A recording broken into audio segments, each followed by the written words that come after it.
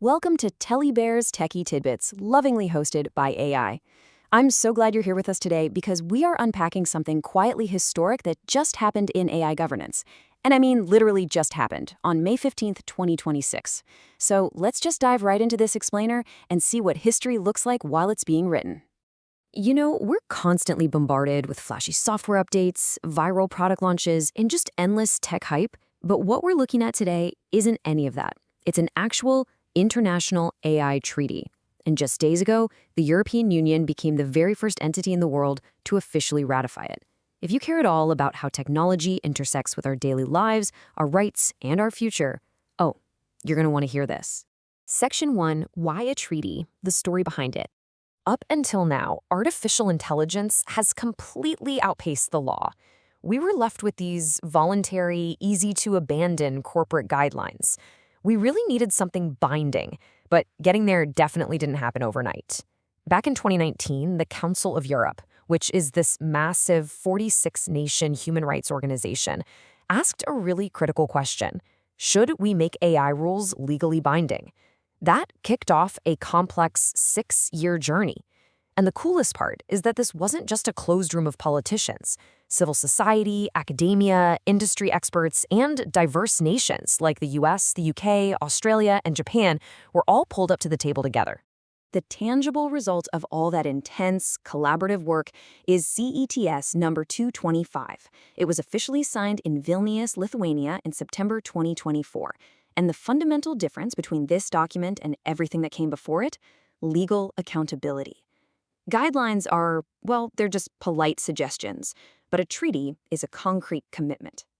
Now, if you're feeling a little skeptical and wondering if global tech law can actually work across borders, let's look at the Budapest precedent. Back in 2001, the Budapest Convention did exactly this for the early internet to combat cybercrime on a global level. The US actually ratified that one in 2006, so we know for a fact that this path is possible. We've done this before, and it works. Section 2, what it actually says. The core focus of this treaty is deeply human. It's all about protecting human dignity, autonomy, transparency, and the rule of law. And the rules laid out are beautifully technology neutral.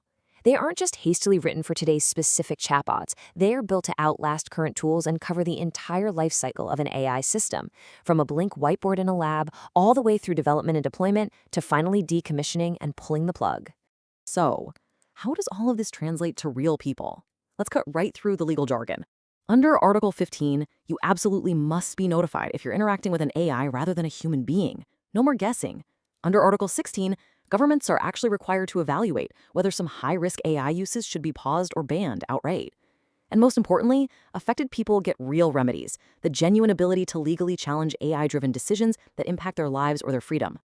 But, you know, we also have to be completely honest here. The framework is a foundation, not a ceiling. It definitely has limits. For example, national security operations are mostly excluded, and pure research and development is exempt unless the testing actively risks human rights. But these aren't broken loopholes. They just show us that this is a framework that is still being built.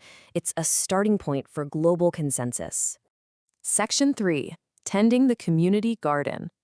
To really grasp how international treaties function, think of international law as a shared community garden where we're all trying to grow a safe future together. In this garden, there is a massive difference between signing and ratifying. Signing is just agreeing the garden should exist. It's walking by the fence and saying, "Hey, I believe in this. What a lovely idea."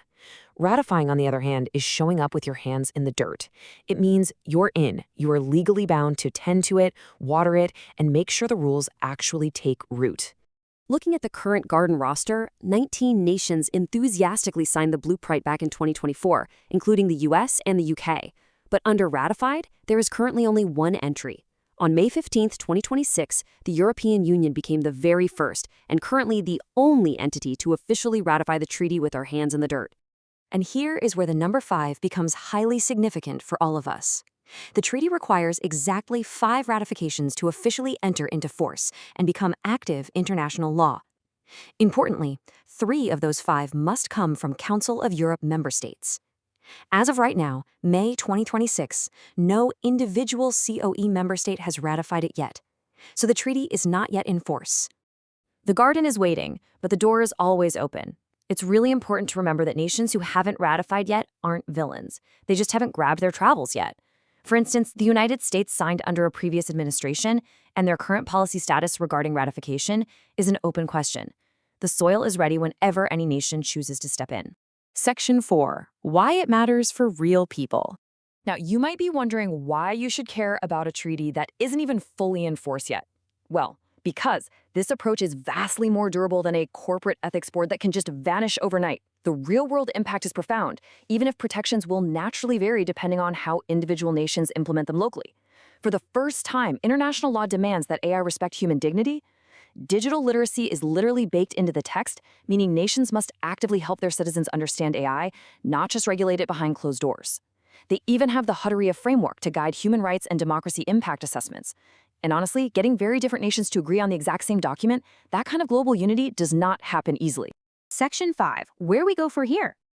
As this treaty moves forward, enforcement won't look like an international police force handing out fines. It happens through peer accountability, nations in the garden watching out for each other at the conference of parties. The magic number right now remains 4. We need just 4 more ratifications to bring this vital treaty into force globally. Each ratification brings another nation into the garden to tend the soil. As we wrap up this explainer, if there's one single thing you remember, let it be this. Real people all around the world spent years of their lives choosing to show up for all of us and our shared future. They are writing care into the foundation together. It is a deeply promising beginning, and that is absolutely worth caring about. I'll leave you with this final thought to ponder. What does the world look like if every signatory actually follows through?